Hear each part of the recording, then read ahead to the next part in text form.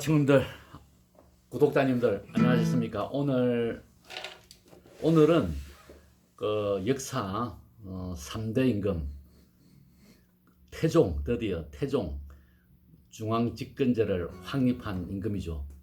태종 임금에 일어났던 사건 중에 첫째 아들 그 양녕대군과 어리의 사랑 이야기를 하도록 하겠습니다. 어,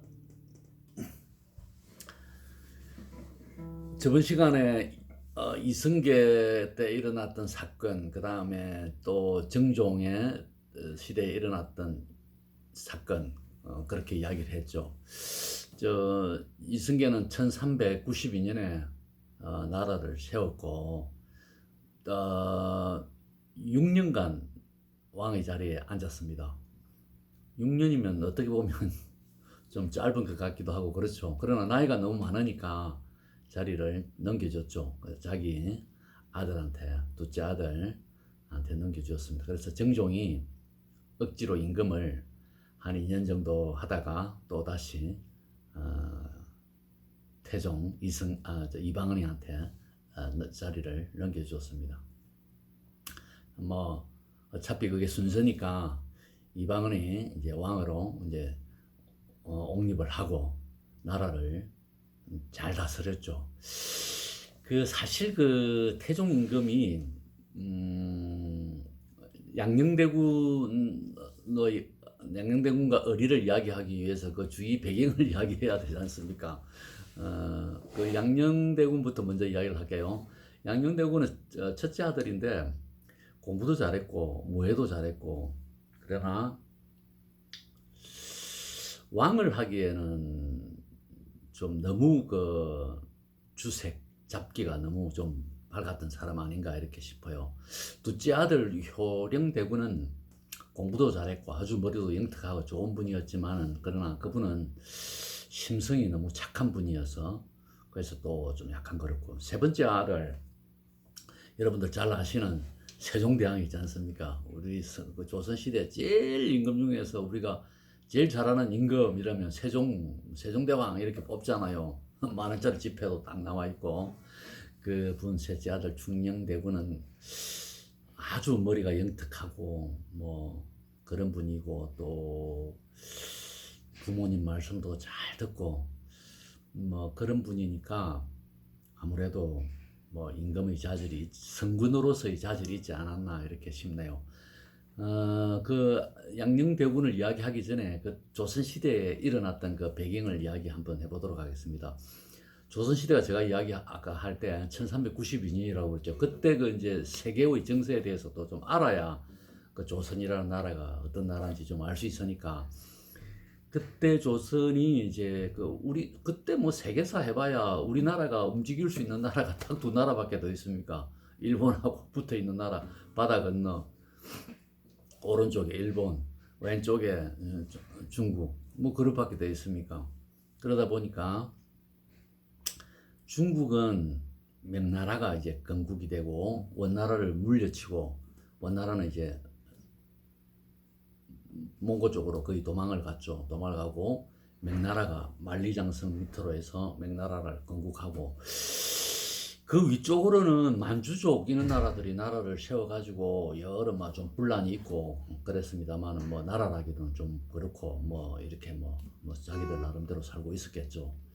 명나라가 이제 주력으로 중국을 잡고 있고 그랬습니다. 이제 뭐 명나라도 처음에 나라를 세웠으니까 얼마나 뭐 복잡했겠습니까? 뭐 임금이 나라를 처음 세우고 나면 복잡하지 않습니까?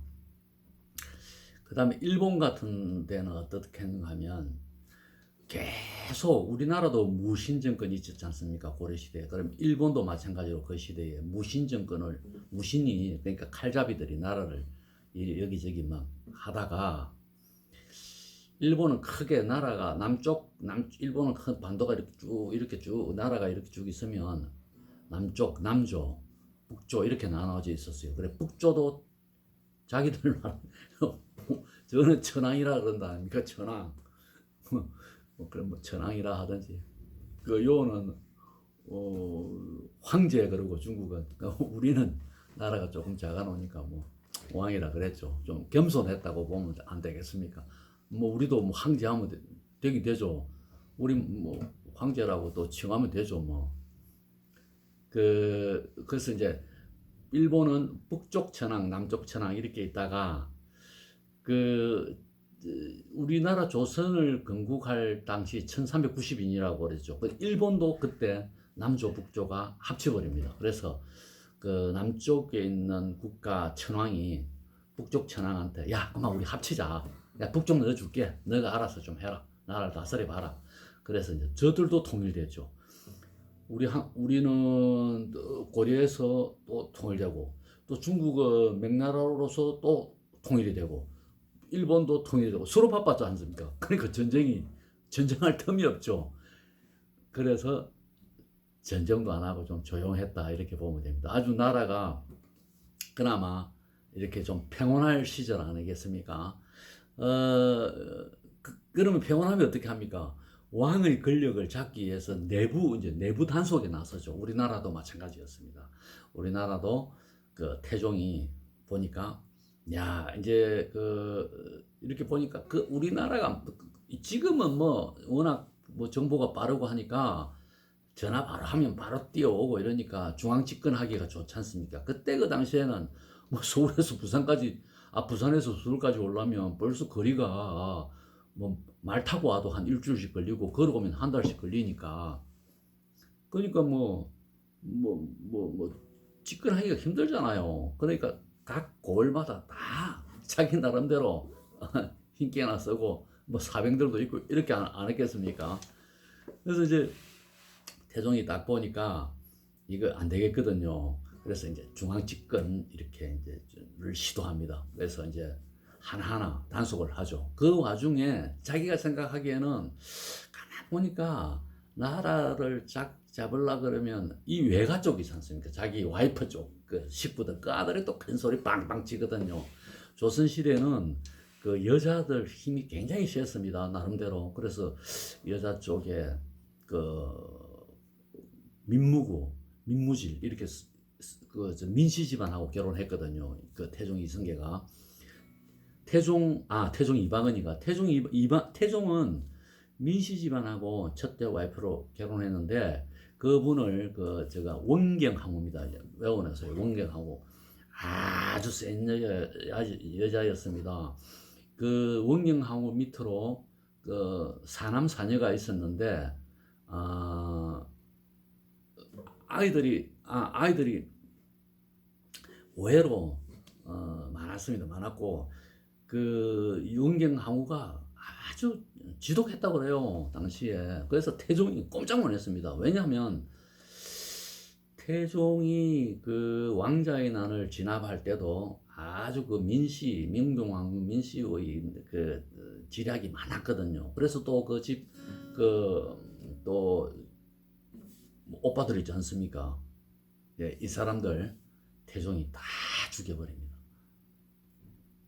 그리고 뭐 장인도 유배 보내버리고 뭐 장인 유배 보내버리는 사건은 또 있습니다만 그 태종이 자원에 그래가지고 정몽주도 죽이고 정도전도 죽이고 또 왕자들도 죽이고 그랬지 않습니까? 그 다 이유가 나라를 사랑하는 마음, 네, 나라를 안정시키려고 하는 어쩔 수 없이 나라를 안정시키려고 하다가 보니까 그럴 수밖에 없는 그러한 사정이었습니다.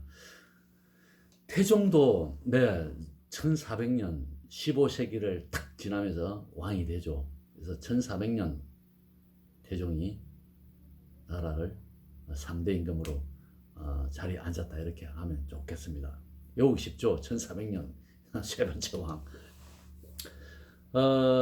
이제 우리의 주인공 양녕대군과 어리의 이야기를 하도록 하겠습니다.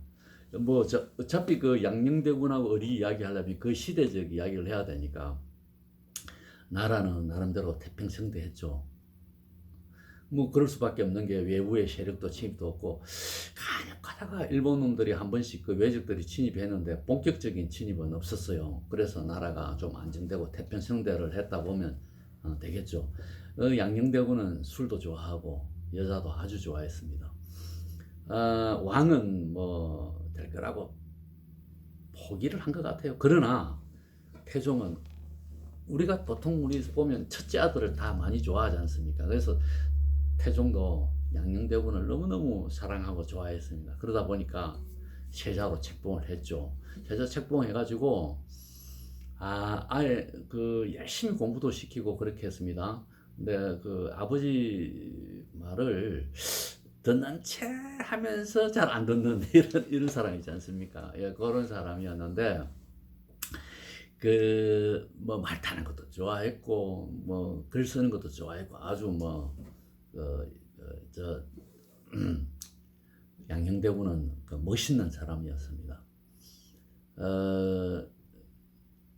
자기 그 뭐 부인도 있었지만은 그러나 여기저기 많은 그 사람들하고 이렇게 관계를 유지하고 또 그랬던 분입니다. 이분이 양녕대군이 소문을 딱 들으니까 야 좋은 여자 없나 그러니까 그 각선이라는 집에 첩으로 들어오는 그 을이라는 여자가 있는데 너무 예쁘답니다. 얼마나 예쁜데 이러니까 그 당시에 그 나라의 운명을 바꿀 정도로 예쁜 여자입니다. 그렇게 하는 거예요.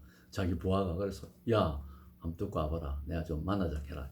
그래서 이제 찾아갑니다. 찾아가서 선물을 사들고 찾아가죠. 그러니까 안 만나줍니다. 저는 남편도 있는 분을 모시고 있는 사람이니까 이렇게 누구 아무리 왕자라 해도 못 만납니다. 이거 내가 이 남봉꾼이니까 이 양녕대군이 남봉꾼이 그래서 나를 안 만나주나 싶어서 잠깐 호령대군이 있지 않습니까? 호령대군을 끌어내 야 호령대군이 이제 모작한다 해라 이래 또 찾아갑니다. 또 찾아가는데 또 안 만나줍니다. 화가 좀 났죠. 그럼 어떻게 해야 되겠습니까? 쳐들어가야죠. 바로 찾아갔습니다. 그걸 밖으로 나가가지고 보니까 양녕대군이 왔다 그러는 거거든요. 그래서 어리가 막 그 몸을 막 온몸 몸새를 더럽게 좀 해가지고 추적게 좀 해가지고 저는 못 만났습니다. 그 사람이 남자 그렇잖아요. 자꾸 안 만나주고 그러면 더 반하잖아요. 그래서 탁 보고 첫눈에 양녕대군이 반해버립니다. 그래서 이제 운명이 바뀌죠. 그래서 이제 이 여자를 강제로 듣고 궁으로 듣고 들어오는 거예요. 듣고 들어와서 그냥 막 자기 첩으로 그냥 삼아버립니다. 그 소식을 들은 태종이 가만히 있겠습니까? 한장하죠. 그것도 그냥 자기 신하의 첩을 데리고 와서 했으니까 자기 첩을 삼아버렸으니까 남의 여자를 뺏은 거잖아요. 그래서 태종이 노발대발 해가지고 누가 듣고 왔느냐 그러니까 이놈들 듣고 온 놈들 참여한 놈들 전부 다 죽여버립니다. 태종은 틈만 나면 사람 죽이니까 그래도 이 양녕대군은 그걸 포기 못하죠. 그래서 그 어리를 걸 밖으로 쫓아냅니다. 쫓아내니까 너무 보기 쉽잖아요. 그러니까 자기 장인한테 부탁을 합니다. 장인 양녕대군 장인한테 부탁해가지고 그 장인이 안동김씨 광산김씨입니다. 광산김씨 제가 광산김씨거든요. 광산김씨 그 집안에 꽤 좀 힘도 쓰는 집안인데 그 광산김씨 사람들이 마음이 좀 약해요. 그래서 보니까 하도 그 뭐 사이가 부탁부탁하니까 그래서 어리를 자기 집에 데리고 와서 그 좀 기가하게 합니다. 이제 그러니까 뒷문으로 해가서 듣고 한 번씩 듣고 옷을 갈아입고가 듣고 길라 보내죠. 그걸 이제 태종이 또 알게 되죠.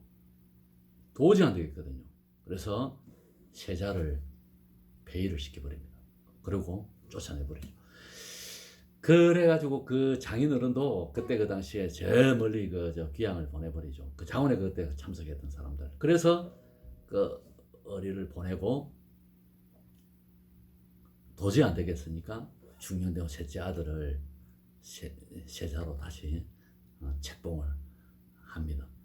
그 이후에 그 어리한테 그 딸이 하나 있었죠. 그 딸이 너무 귀엽고 예쁘고 그러니까 그 애는 또 궁궐로 또 데리고 와서 또 뭐 양녕대군이 또 키우고 그렇게 하죠. 그 양녕대군은 그 이후로 너무너무 또 남봉꾼 짓을 많이 합니다. 그래서 태종이 도저히 안 되니까 이 어리라도 좀 어떻게 해야 되겠다 해가지고 부하를 보내가지고 막 뭐 어리를 죽이지는 못하고 막 개패듯이 뱉었죠. 그 어리가 이렇게 보니까 그 뭡니까 그 이방은이가 너무 이방은이란다 그 양녕대군이 그렇게 하니까 그런 소식을 다 듣고 결국 내가 없어져야 우리 그 양녕대군이 정신을 차리겠지라는 생각에 결국 목매고 자살해 버립니다. 그 이후로도 양녕대군은 뭐 저 상황이 있지 않습니까? 정종대왕의 그 첩도 뭐 데리고 와서 그 그냥 뭐 그리 하고 아유 자원에 뭐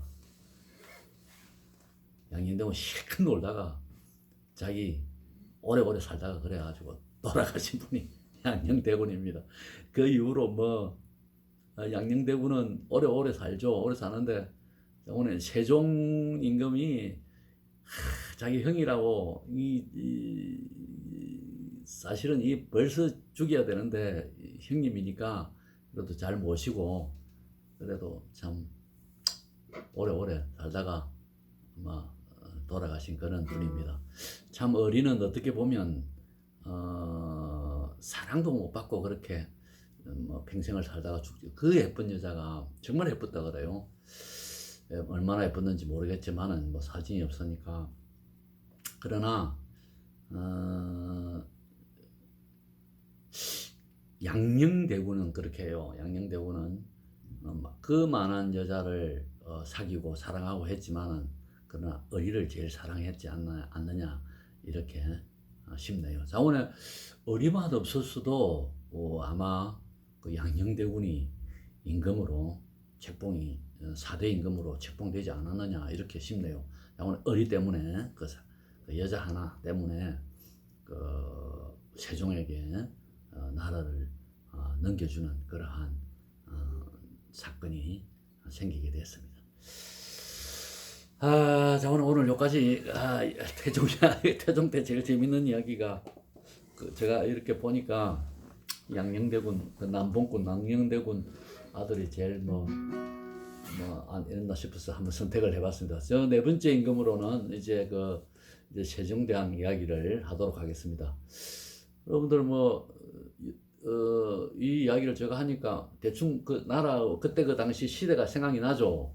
조선 시대에 그나마 좀 태평성대였는데 그 나라를 안정시키기 위해서 그 권력을 강화시키기 위해서 여러 그 신하들을 좀 이리저리 죽이고 그 중국도 마찬가지였습니다. 중국도 그 명나라가 건국이 되고 그래가지고 많은 사람들이 죽었고 또 네 번 그 일본도 남북조 시대를 거치면서 북조가 왕권이 잡으면서 남조 사람들 많이 죽이고 그런 시대였습니다. 세종 이야기를 다음 시간에 또 재미있게 이렇게 하도록 그렇게 하겠습니다. 여러분들 뭐 재밌습니까?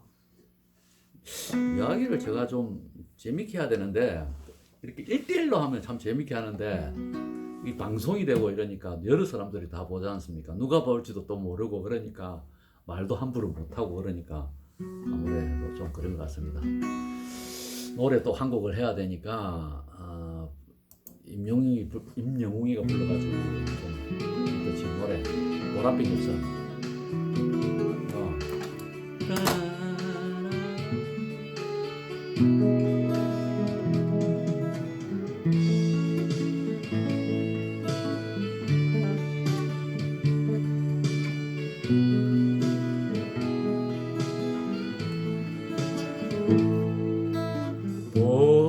보랏빛 엽서에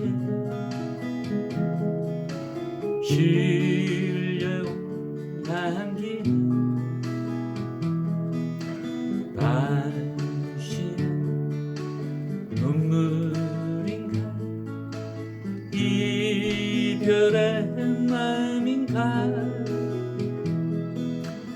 한숨 속에 묻힌 사연 지어보려 해도 떠나던 당신만 붙잡을 수 없는 오늘도 가버린 당신의 생각에 눈물로 서내려가 얼룩진 일기장에 다시 그대 모습 기다리는 사연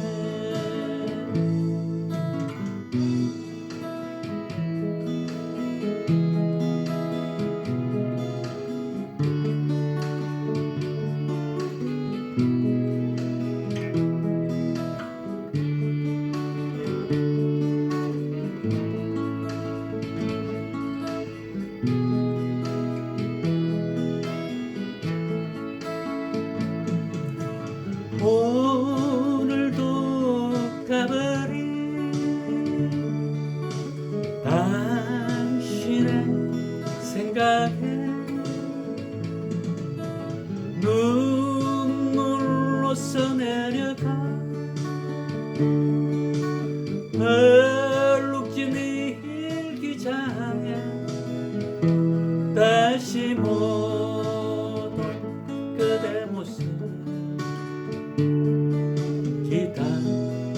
기다리는 사연 다시 못 올 그대 모습 기다리는 사연